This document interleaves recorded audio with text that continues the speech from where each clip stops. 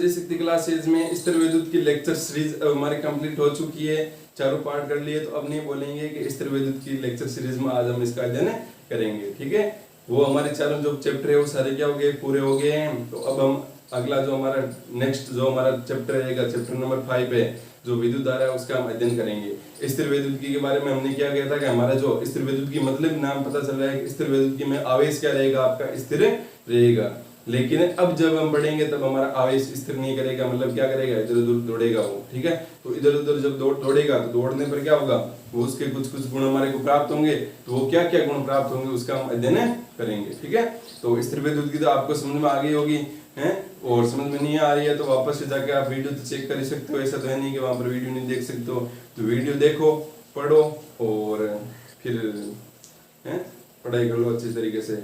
स्थिर विद्युत की कंप्लीट होनी चाहिए। तो अभी देखो हमारा जो अगला जो टॉपिक रहेगा, जो चैप्टर रहेगा, टॉपिक क्या चैप्टर रहेगा हमारा, कौन सा चैप्टर नंबर 5 रहेगा, विद्युत धारा। तो जो विद्युत धारा है, अब हम यहाँ पर अब ध्यान रखना कि जो हमारे जो 4 चैप्टर थे उसमें तो हमारा आवेश क्या था, स्थिर था। लेकिन इस बार हम जब हम पढ़ेंगे, जब चैप्टर पढ़ेंगे तो उसमें हमारा आवेश है वो स्थिर नहीं रहेगा, मतलब आवेश क्या करेगा, गति करेगा। और मैंने शुरुआत में आपको बताया था कि जब भी आवेश गति करता है, जब आवेश स्थिर होता है, आवेश स्थिर होता है तब क्या उत्पन्न करता है, जब आवेश स्थिर तो क्या उत्पन्न करता है, वहां पर विद्युत क्षेत्र उत्पन्न करता है। क्या करता है, विद्युत क्षेत्र। और कम केवल हमने, आप देख लो यहाँ पर जितने भी हमने पढ़े थे 1 से लेकर 4 तक, वहां पर सब विद्युत क्षेत्र था। कहीं पर और कोई नया नाम आया था क्या, कोई नया नाम नहीं आया था ना वहां पर, ठीक है। विद्युत क्षेत्र के बारे में पढ़ रहे थे। कहीं ना कहीं कोई सा भी टॉपिक कर लेते, सब में क्या रहा था आपका, कुछ ना कुछ ई तो आ ही रहा था वहां पर, विद्युत क्षेत्र तो आ ही रहा था, आ रहा था ना। और कोई अन्य पढ़ रहे थे तो उनमें वो किसके लिए पढ़ रहे थे, विद्युत क्षेत्र निकालने के लिए हम उनका अध्ययन वो कर रहे थे। और अब जब आवेश गति करेगा, आवेश गति करेगा तो, और वो भी उसका वेग क्या होना चाहिए, नियत होना चाहिए, ये कंडीशन होती है ना। तो तब वहां पर क्या उत्पन्न होगा, एक तो विद्युत क्षेत्र उत्पन्न होगा, ये पहले बता चुका हूं मैं, फिर से बता रहा हूं बस। विद्युत क्षेत्र में क्या उत्पन्न होगा, चुंबकीय क्षेत्र। तो इस बार हमारे साथ में क्या क्या चलेगा, विद्युत क्षेत्र भी चलेगा और चुंबकीय क्षेत्र भी चलेगा। इसका मतलब हम जो डेरिवेशन करेंगे उसमें हमारे को क्या निकालना पड़ेगा, विद्युत क्षेत्र तो हम निकाल चुके हैं, इसका मतलब अब हमारे क्या निकालना पड़ेगा, चुंबकीय क्षेत्र वो निकालना पड़ेगा, ठीक है। और चुंबकीय क्षेत्र निकाल सकते हो। विद्युत क्षेत्र को हम किससे प्रदर्शित करते हैं, ई वेक्टर से। तो चुंबकीय क्षेत्र को किससे प्रदर्शित करेंगे, बी वेक्टर से, ठीक है। तो यहाँ पर विद्युत क्षेत्र और चुंबकीय क्षेत्र में संबंध भी देखना पड़ेगा। जो है सारी बातें हम करेंगे, ठीक है। आप उसके लिए टेंशन मत लो, अभी सारे आगे आ जाएंगे। और जब आवेश गति करेगा और उसका वेग क्या नहीं रहेगा, नियत नहीं रहेगा, तब वो क्या उत्पन्न करेगा, ये दोनों चीजें तो उत्पन्न करनी है उसको, ठीक है। और साथ में क्या उत्पन्न करेगा, ऊर्जा या उष्मा जो भी बोलने चाहो, या विकिरण उत्पन्न करेगा, ठीक है। तो इस प्रकार से ये आपके होते हैं, जिसमें से हमारा ये वाला टॉपिक तो कंप्लीट हो चुका है। अब हम इसका अध्ययन करेंगे यहाँ पर, जो आवेश जब गति कर रहा है। तो यहाँ पर सबसे पहला हमारा जो टॉपिक है वही विद्युत धारा ही है, जो चैप्टर का नाम है वही है कि विद्युत धारा क्या होती है। तो हम सबसे पहले पढ़ेंगे विद्युत धारा के बारे में। तो विद्युत धारा क्या होती है, 10th क्लास में आपने पढ़ा होगा या नहीं पढ़ा है तो चलो मैं बता देता हूं आपको कि विद्युत धारा क्या होती है। जैसे आवेश हमें पता है, परमाणु होता है, परमाणु के अंदर क्या होते हैं, इलेक्ट्रॉन होते हैं, प्रोटॉन होते हैं, ठीक है। मतलब माइनस होता है, प्लस होता है। कोई भी वस्तु आपने पढ़ा होगा, कोई भी वस्तु चालन कब करती है, जब वहां पर क्या होता है, आवेश का प्रवाह होता है, ठीक है। तब वहां पर वो वस्तु क्या करती है, चालन करती है, ठीक। और आवेश का प्रवाह होने का मतलब आवेश कौन से होते हैं, धनावेश या ऋणावेश। और जो आवेश किसकी वजह से होगा, धनावेश कभी चलता है क्या, नहीं चलता है। कौन चलता है, इलेक्ट्रॉन चलता है, ऋणावेश चलता है, ठीक है। तो अब हम यहाँ पर बात करते हैं कि विद्युत धारा की परिभाषा क्या होगी। तो यहाँ पर अगर सिंपल भाषा में लिखे तो क्या लिखेंगे, आवेशों के प्रवाह की दर को, आवेशों के प्रवाह की दर को क्या कहते हैं, विद्युत धारा कहते हैं। कि आवेश जब भी प्रवाह करेंगे, ये मान लो कोई उपकरण है, इसमें से अगर आवेश जा रहा है तो विद्युत धारा यहाँ पर प्रवाहित हो रही है। आवेश जा रहा है तो क्या प्रवाहित हो रही है, इसके अंदर से विद्युत धारा प्रवाहित हो रही है, ठीक है। तो आवेशों के प्रवाह की दर को क्या कहते हैं, विद्युत धारा कहते हैं। अब ये तो बिल्कुल सरल परिभाषा होगी, थोड़ी सी तो मुश्किल करनी है ना, है। तो मुश्किल कौन सी परिभाषा होगी कि यहाँ पर लिखेंगे, देखो, प्रति या एकांश समय में किसी वस्तु में प्रवाहित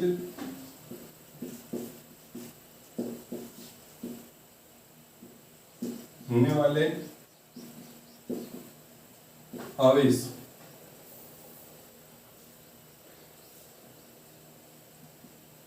एकांक समय में किसी वस्तु में प्रवाहित होने वाले आवेश, या एकांक समय में कोई किसी वस्तु में से आवेश प्रवाहित होता है, ऐसे लिखते हैं, ठीक है। एकांक समय में किसी वस्तु से आवेश प्रवाहित होता है तो वहां विद्युत धारा होती है, ठीक है। ये धारा उत्पन्न होती है, ये धारा होती है। तो अब देखो ये क्या होता है, क्या इसकी ये अगर हमने ये परिभाषा लिख दी तो अब इसका फॉर्मूला क्या होगा। जो ध्यान रखना, विद्युत धारा होती है, विद्युत धारा को हम प्रदर्शित करेंगे या तो फिर प्रदर्शित किससे करेंगे, या तो करेंगे स्मॉल आई से या कैपिटल आई से, स्मॉल आई या कैपिटल आई, ठीक है। इनसे हम प्रदर्शित करते हैं। और आसान कौन सा रहता है, स्मॉल आई रहता है। जो भी आप मर्जी है उसको क्या कर सकते हो, स्मॉल आई या कैपिटल आई से प्रदर्शित कर सकते हो, कोई रोक टोक नहीं है आपके। तो यहाँ पर देखो प्रदर्शित हम आई या इस कैपिटल आई से प्रदर्शित करेंगे तो आई बराबर क्या होता है, तो इस फॉर्मूले से देखो एकांक समय में, समय क्या है, एकांक है, इसका मतलब एकांक जो भी चीज होती है घबरा दी नीचे अधिक नहीं आती है। तो एकांक समय में किसी वस्तु से आवेश प्रवाहित होता है, तो कौन प्रवाहित हो रहा है, आवेश प्रवाहित हो रहा है, और आवेश को किससे प्रदर्शित करते हैं, क्यू से। तो इसका मतलब आई बराबर क्या होता है, क्यू अपॉन टी। आई बराबर क्या होता है, क्यू अपॉन टी।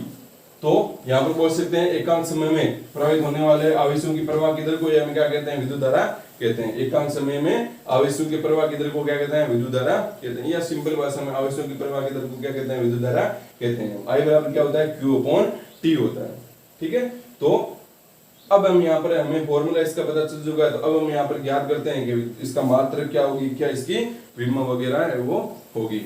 तो ये समझ में आ गया ना कि विद्युत धारा क्या होती है, आवेश जब भी प्रवाह करेगा तो क्या उत्पन्न होगी, विद्युत धारा उत्पन्न होगी। और आवेश कौन सा प्रवाह करता है, धनावेश प्रवाह नहीं करता है। कौन प्रवाह करता है, जो ऋणावेश होता है, मतलब इलेक्ट्रॉन होते हैं वो क्या करते हैं, प्रवाह करते हैं। इलेक्ट्रॉन जब भी चलेंगे, यहाँ पर इलेक्ट्रॉन गति कर रहे हैं, इसका मतलब यहाँ पर विद्युत धारा उत्पन्न हो रही है। तो इसका मतलब यहाँ पर देखो आवेश प्रवाह कर रहा है, यहाँ पर सीधे पता चल रहा है, मतलब आवेश रुका हुआ नहीं है, आवेश क्या कर रहा है, गति कर रहा है। अब देखो यहाँ पर कि जो मात्रक है, मात्रक क्या होता है, तो आई बराबर क्या आपका, आई बराबर है क्यू अपॉन टी। तो धारा का मात्रक, विद्युत धारा का मात्रक, मात्रक क्या होगा, देखो मात्रक होगा आपका, इसका मात्रक क्यू का मात्रक क्या होता है, कूलाम, बटा समय का मात्रक क्या होता है, सेकंड। तो कूलाम बटा सेकंड को क्या बोलते हैं, एम्पियर।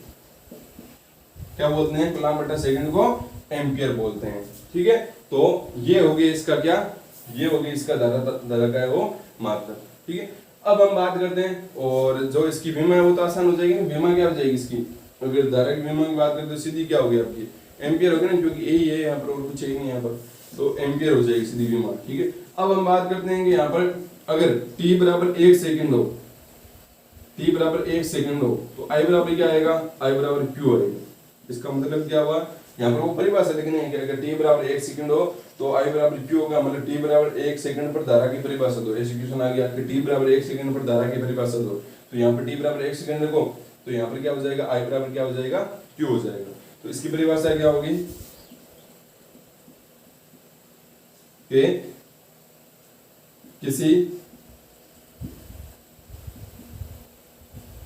किसी वस्तु में प्रवाहित धारा उस आवेश के बराबर होती है जिसको प्रवाहित होने में 1 सेकंड लगता है। उसी परिभाषा होगी ये, ऐसी परिभाषा आप कैसे लिख सकते हो, सही होनी चाहिए, ठीक है। यहाँ पर देखो किसी वस्तु में प्रवाहित धारा, ठीक है, कोई भी वस्तु है उसमें जो प्रवाहित धारा होगा, जो वो क्या होगी, उस आवेश के बराबर होगी जिसको प्रवाहित होने में, किसको प्रवाहित होने में, आवेश को प्रवाहित होने में कितना समय लगता है, अगर 1 सेकंड लगता हो, तब वहां पर हमारा I बराबर क्या हो जाएगा, Q हो जाएगा। अब अगर यहाँ पर I बराबर मतलब Q बराबर 1 कूलाम हो और T बराबर भी 1 सेकंड हो, तब यहाँ पर हमारी क्या परिभाषा होगी, देखो तब वहां पर आएगा 1 एम्पियर। तो हमारे किसकी परिभाषा लिखनी है, 1 एम्पियर की परिभाषा। तो यहाँ पर देखो, यहाँ पर लिख देता हूँ 1 एम्पियर की की परिभाषा। तो 1 एम्पीयर की परिभाषा क्या होगी, देखो 1 एम्पीयर कब होगा, पहले तो वो देखो I बराबर क्या होता है आपका, I बराबर होता है Q अपॉन T। ठीक है, अब तो ये आपको ध्यान में रखना ही है, पूरे चैप्टर के अंदर यही चलेगा, तो ये तो अच्छे से याद हो जाना चाहिए फॉर्मूला। I बराबर होता है Q अपॉन T। अब यहाँ पर देखो 1 एम्पीयर कब होगा, Q बराबर क्या होगा, जब 1 कूलम होगा, या फिर 1 कूलम में कितने इलेक्ट्रॉन होते हैं, 1 कूलम में इलेक्ट्रॉन कितने होते हैं, 6.25 इंटू 10⁻18 इलेक्ट्रॉन होते हैं, होते नहीं होते। 1 कूलम में इलेक्ट्रॉन की संख्या कैसे निकालोगे, Q बराबर क्या होता है Ne, यहाँ से इसका मान रख दो 1 और बट्टा क्या हो जाएगा E का मान कितना है 1.7 बराबर क्या हो जाएगा आपका N, यहाँ से आ जाएगा 6.25 × 10⁻18 इलेक्ट्रॉन। ठीक है, और इसके अलावा T बराबर कितना हो जाएगा 1 सेकंड हो, तब यहाँ पर जो I बराबर है वो कितना आएगा, I बराबर आएगा 1 एम्पीयर, आएगा कि नहीं आएगा, I बराबर हो जाएगा 1 एम्पीयर। अब बात करते हैं 1 एम्पीयर की परिभाषा। तो 1 एम्पीयर की परिभाषा क्या होगी, किसी वस्तु में, या वस्तु की परिपथ बोलते हैं, ठीक है, परिपथ बोल देते हैं, किसी परिपथ में 1 सेकंड में यदि 1 कूलम या 6.25 × 10⁻18 इलेक्ट्रॉन प्रवाहित होते हैं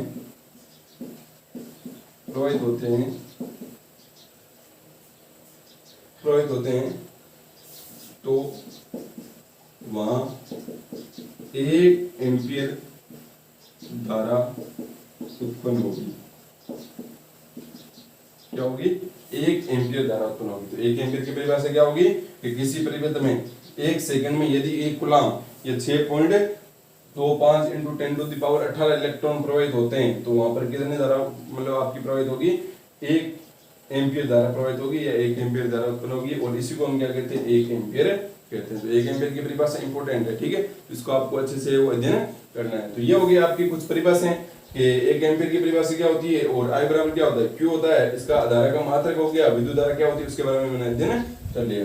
अब बात करते हैं कि क्या विद्युत धारा है वो सदिश राशि होती है या अदिश राशि होती है। आप बताओ फटाफट से, क्या विद्युत धारा अदिश या फिर सदिश।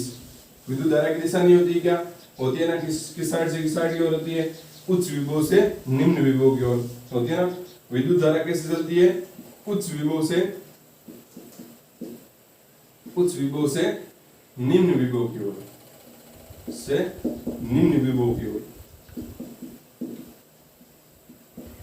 ये तो बात मैंने आपको फर्स्ट चैप्टर के अंदर भी बताई थी, ठीक है, जब चालन द्वारा आवेशन होता था। चालन द्वारा आवेशन मतलब आवेशन की विधियां पढ़ी थी ना हमने, घर्षण द्वारा, चालन द्वारा और प्रेरण द्वारा आवेशन। वहां पर चालन द्वारा आवेशन मैंने बताया था कि जो दो वस्तुओं को अगर हम क्या करवाते हैं, संयोजित करते हैं या उनको आपस में स्पर्श करवा देते हैं तो वहां पर क्या होता है, आवेशों का प्रवाह होता है। असल में वहां पर आवेशों का प्रवाह किस वजह से होता है, वहां पर उच्च विभव और निम्न विभव की वजह से, ठीक है, मतलब विभव में अंतर की वजह से वहां पर क्या होता है, आवेशों का प्रवाह होता है। अगर विभव में अंतर नहीं होगा तो आवेश चाहे कितने ही रहे उससे कोई मतलब नहीं रहेगा। अब इनडायरेक्टली हम ऐसे बोल सकते हैं या डायरेक्टली ऐसे बोल सकते हैं कि अगर आवेश समान नहीं रहेगा ना तब आपका विभव समान नहीं रहेगा, तो यहाँ से हम ऐसे बोल सकते हैं। लेकिन हम आवेश को नहीं मान सकते हैं कि आवेश के कम ज्यादा होने की वजह से आवेश मतलब प्रवाह होता है। हम किसको बोलेंगे कि विभव है वो आपका परिवर्तित होने की, विभव में अंतर होने के कारण, विभवांतर के कारण ही है वो क्या होगा आपका, ये जो मतलब आवेश का प्रवाह है वो होगा। तो विभव में हम बोलते हैं कि विभवांतर होने के कारण मतलब विभव में अंतर होने के कारण आवेशों का प्रवाह होता है। इसका मतलब आवेशों का प्रवाह होता है तब मतलब कब होता है, जब विभव में अंतर होता है। और आवेशों का प्रवाह क्या बोलते हैं, विद्युत धारा बोलते हैं। इसका मतलब विद्युत धारा भी कब चलेगी, जब विभव में क्या होगा, अंतर होगा। मतलब हमेशा क्या होगी, उच्च विभव से निम्न विभव की ओर है वो धारा बहेगी। जैसे एग्जाम्पल के लिए मान लो ये एक परिपथ है, इसके अंदर ये बल्ब लगा है, ये क्या होता है बल्ब, बल्ब का चिन्ह इस प्रकार से प्रदर्शित करते हैं। और यहाँ पर एक बैटरी लगी है,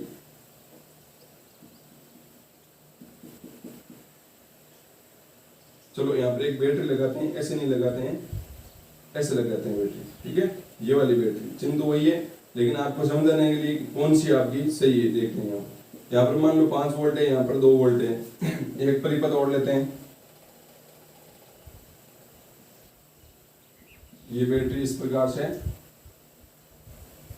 यहाँ पर तो ये ऊपर लगा रखी है, फिर तार ऐसे लगानी चाहिए, चलो कोई बात नहीं, कैसे लगा दो।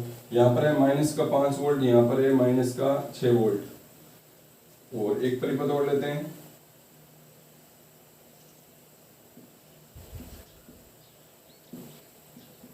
यहाँ पर है 0 वोल्ट, यहाँ पर है माइनस का 5 वोल्ट। अब बताओ मेरे को इसमें धारा कैसे कैसे बहेगी, ठीक है। पहले इसकी बात करते हैं, इस वाले की। इसमें धारा इस प्रकार से बहेगी या फिर इस प्रकार से बहेगी। इस प्रकार से धारा बहेगी या इस प्रकार से। तो आपको क्या देखना है कि धारा हमेशा किस साइड से बहती है, उच्च विभव से किस साइड बहती है, निम्न विभव की ओर बहती है। तो उच्च विभव से निम्न विभव की ओर। तो पहले यहाँ पर देखना, आपको विभव दे रखा, तो आप क्या देख नहीं सकते कि उच्च विभव कौन सा है, निम्न विभव कौन सा है। तो यहाँ पर क्या होगा, आपका जो विभव है यहाँ पर 5 वोल्ट है इस टर्मिनल पर, और इस पर कितना है, 2 वोल्ट है। तो उच्च विभव की साइड में, इस साइड में, इसका मतलब धारा यहाँ से शुरू होगी, मतलब आवेश यहाँ से प्रवाह होना शुरू करेंगे। इसका मतलब आवेश प्रवाह अगर ऐसे कर रहे हैं तो धारा की दिशा भी क्या होगी, इसी प्रकार से होगी। और यहाँ पर 5 वोल्ट है, तो बताओ बैटरी का कौन सा टर्मिनल आएगा। यहाँ पर 5 वोल्ट है, तो यहाँ पर बैटरी का कौन सा टर्मिनल आएगा, बताओ मेरे को।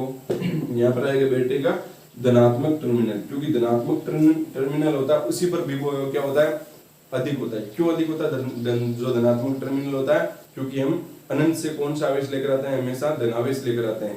तो वो धनावेश कहाँ पर रखेंगे, यहाँ पर रखेंगे ना। तो इस वजह से यहाँ पर विभव अधिक रहता है, यहाँ पर कम रहेगा।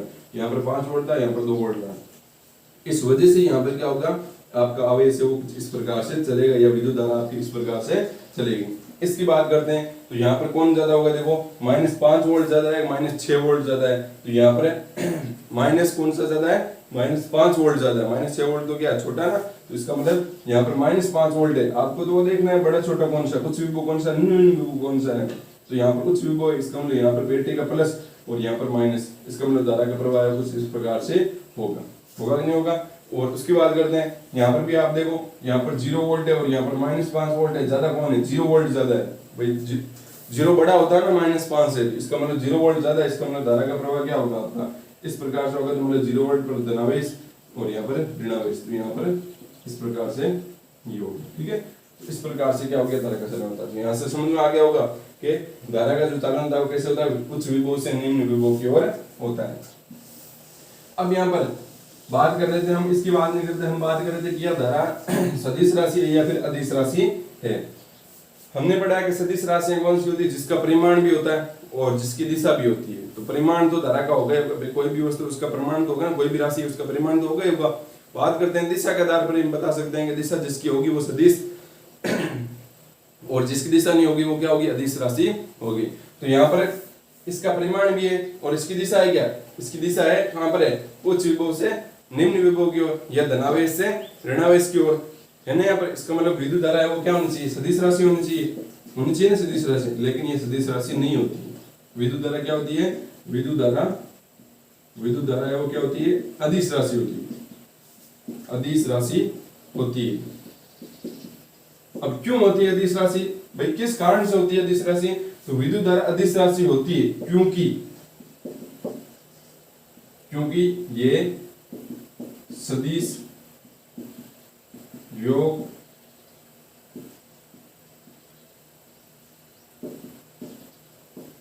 या सदिश नियमों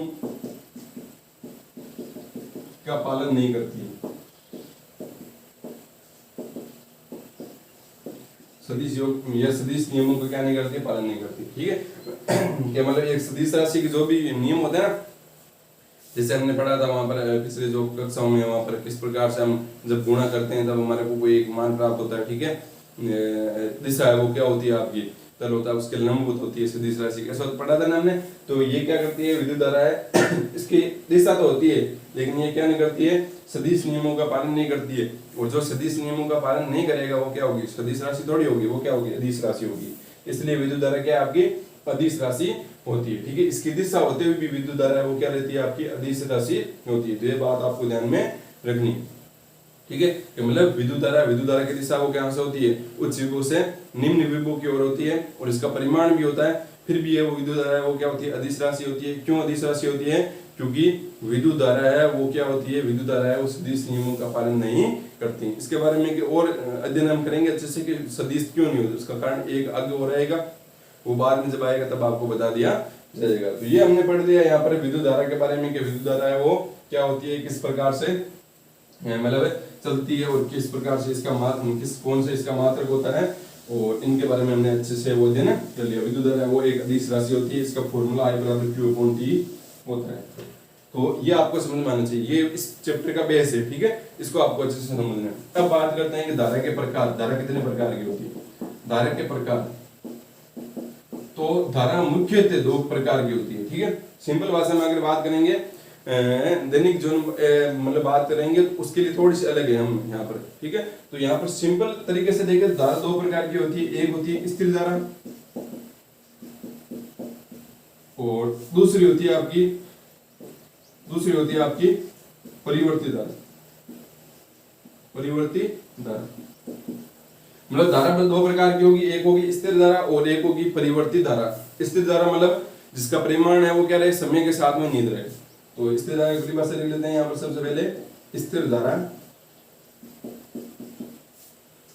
ऐसी धारा जिसका परिमाण समय के साथ नियत रहे, क्या कहलाती है, स्थिर धारा कहलाती है। कैसे नियत रहे, ये मान लो इस प्रकार से समय है और यहाँ पर आई है, तो अगर इस प्रकार से तब यहाँ पर ये कौन सी धारा होगी, आपकी स्थिर धारा होगी। कैसे, यहाँ पर देखो समय, भाई यहाँ पर समय बढ़ता जा रहा है ना ऐसे, और यहाँ पर धारा का मान बढ़ना चाहिए। तो यहाँ पर समय मान लो 1 सेकंड है, यहाँ पर धारा 1 एम्पियर है, यहाँ पर 2 सेकंड है, यहाँ पर 2 एम्पियर है, ठीक है। जो भी है, यहाँ पर 3 हो गया, यहाँ पर 4 हो गया, यहाँ पर 5 सेकंड हो गया, यहाँ पर 3 एम्पियर होगी, यहाँ पर 4 एम्पियर होगी। तो अब यहाँ पर देखो कि जब यहाँ पर समय का मान 1 सेकंड था तब धारा कितनी थी, सीधी सी बात है, यहाँ पर कितनी थी, 3 एम्पियर थी। जब समय का मान 2 सेकंड हुआ तब भी धारा का मान कितना है, 3 एम्पियर। जब समय का मान 3 सेकंड हुआ तब भी यहाँ पर धारा कितनी है, 3 एम्पियर। जब 4 सेकंड हुआ तब भी धारा कितनी है, 3 एम्पियर। तो इसका मतलब समय बदल रहा है, समय के साथ में क्या हो रहा है, आपका समय बदल रहा है, लेकिन धारा क्या है, नियत है। तो यहाँ पर बोल सकते हैं ऐसी धारा जिसका परिमाण समय के साथ में क्या रहे, नियत रहे। मतलब समय चेंज होता जाए लेकिन धारा है वो चेंज नहीं होती है, तो ऐसी धारा को हम क्या कहते हैं, स्थिर धारा कहते हैं। ऐसी धारा को क्या कहते हैं, स्थिर धारा है वो कहते हैं। अब मान लो मैंने इसको अगर ऐसे कर दिया, यहाँ पर टी लिख दिया, यहाँ पर आई लिख दिया, तो फिर मैं कैसे ग्राफ बनाऊंगा, ऐसे बना दो वापस से, ऐसा बना दो। क्या ऐसा बनाने का मतलब क्या हुआ, मैं यहाँ पर धारा का मान चेंज करता जा रहा हूँ और समय मेरा नियत है ना। यहाँ पर ऐसा नहीं बना सकते हो, अगर आई और टी ऐसे चेंज कर दिए तो आप ऐसे बनाओ तो गलत हो जाएगा। तो आपको कैसे बनाना है बताओ, फिर आपको बनाना है ऐसे, ठीक है। यहाँ पर आप देखोगे समय का मान 1 सेकंड होगा तब भी आपका धारा का मान है, आपको कुछ मिलेगा यहाँ पर कितना भी है, 3 एम्पियर। 2 बढ़ाओगे तब भी धारा को उतना मान, यहाँ पर बढ़ाओगे तो इस प्रकार से, ठीक है। तो अगर मान लो आप इसको ऐसे उठाओगे, यहाँ पर जैसे ना इसको उठा के ऐसे घुमाना है और ऐसे रखोगे, भाई इस वाले पार्ट को ऐसे उठाना है, यहाँ से ऐसे रखोगे ना, तब देख लो आप ये लाइन आपके ऐसे हो जाएगी, ठीक है। इतना तो आपको सोचना ही नहीं है अभी, ऐसे ध्यान रखना है कि ऐसी धारा जिसका परिमाण समय के साथ में नियत रहे, और ये इसका ग्राफ हो गया। दूसरा इसकी बात करते हैं कि परिवर्ती धारा। तो परिवर्ती धारा कौन सी होती है, परिवर्ती धारा सीधी सी बात है, ऐसी धारा जिसका परिमाण समय के साथ में नियत है ना रहे, परिमाण समय के साथ नियत ना रहे, ठीक है। क्या कहलाती है, परिवर्ती धारा कहलाती है। कैसे कि ये मान लो आपका समय और यहाँ पर आइए, मतलब धारा कुछ इस प्रकार से वो क्या हो रही है, बढ़ मतलब ये मतलब चेंज हो रही है। समय का मान कुछ था तब यहाँ पर धारा का मान कुछ था यहाँ पर, ठीक है। और समय का मान और बढ़ा तो यहाँ पर धारा भी बढ़ गई, या कुछ यहाँ पर हुआ तो यहाँ पर धारा घट गई, यहाँ पर देखो, ठीक है। इस प्रकार से तो मतलब क्या हो रहा है, जैसे जैसे समय चेंज होता जा रहा है वैसे वैसे धारा का मान में भी क्या आ रहा है, परिवर्तन आ रहा है। तो ऐसी धाराओं को हम क्या कहते हैं, ऐसी धाराओं को कहते हैं परिवर्ती धारा। और जिनका परिमाण समय के साथ में नियत रहे उनको बोलते हैं स्थिर धारा, और जिसका परिमाण समय के साथ में नियत ना रहे उसको बोलते हैं हम परिवर्ती धारा। ये तो हो गई धारा के प्रकार। लेकिन दैनिक जीवन में जो हम देखते हैं धारा, उसको हम अलग तरीके से देखते हैं, उसको देखते हैं दिशा के आधार पर, ठीक है। केवल परिमाण के आधार पर नहीं देखते हैं। ये जो हमने अभी प्रकार पढ़े वो केवल अदिश राशि के अनुसार परिमाण पढ़े, लेकिन हमें पता है कि धारा की दिशा भी होती है, सदिश नहीं होती है फिर भी उसकी दिशा होती है। तो दिशा के आधार पर धारा के प्रकार, दिशा के आधार पर धारा के प्रकार। तो दिशा के आधार पर धारा के जो प्रकार है वो 2 प्रकार होते हैं। एक तो होती है आपकी दिष्ट धारा और दूसरी होती है आपकी प्रत्यावर्ती धारा। प्रत्यावर्ती धारा। दिष्ट धारा होती है उसको इंग्लिश में बोलते हैं डायरेक्ट करंट, और एस जो आपकी प्रत्यावर्ती धारा होती है उसको बोलते हैं अल्टरनेटिव करंट या फिर एससी। ठीक है, दिष्ट धारा को डायरेक्ट करंट और प्रत्यावर्ती धारा को अल्टरनेटिव करंट, मतलब एससी और डीसी। डीसी क्या होती है? दिष्ट धारा। प्रत्यावर्ती धारा क्या होती है? एससी होती है। दिशा के आधार पर वो धारा के दो प्रकार होते हैं, दिष्ट धारा और कौन सी? प्रत्यावर्ती धारा होता है। तो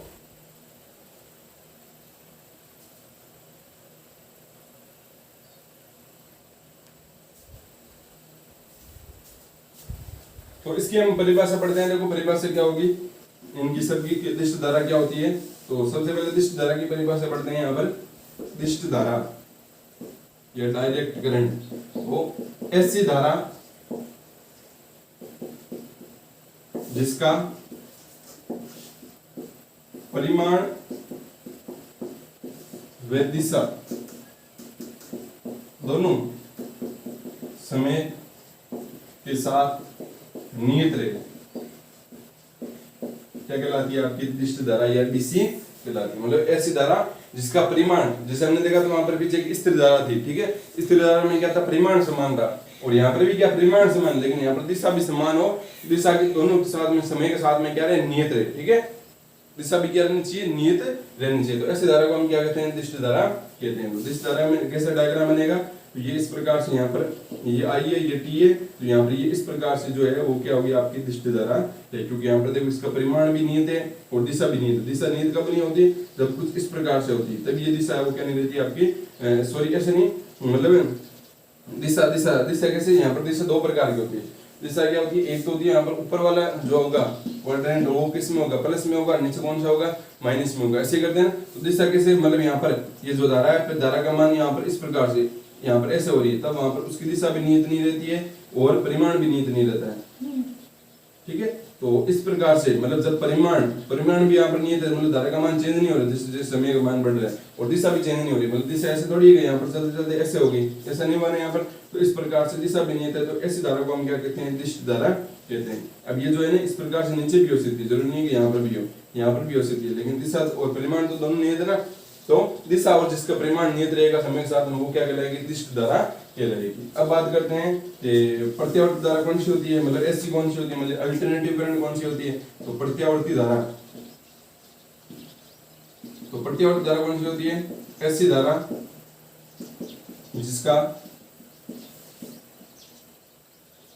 जिसका परिमाण व दिशा दोनों समय के साथ नियत ना रहे, क्या कहलाती है? आपकी प्रत्यावर्ती धारा, या फिर क्या कहलाती है? ऐसी कहलाती है। कैसे? तो ये मान लो इस प्रकार से ये समय है और ये आई धारा है, तो किस इस प्रकार से अगर धारा चल रही है, ये यहाँ पर देख लो आप, धारा का मान है वो क्या होता जाएगा? यहाँ पर देखो इस प्रकार से मान लो यहाँ पर टी का मान है वो कितना है? 1 सेकंड है। ठीक है, एग्जाम्पल के लिए यहाँ पर 2 एम्पियर धारा, यहाँ पर कितनी है? 5 एम्पियर धारा है।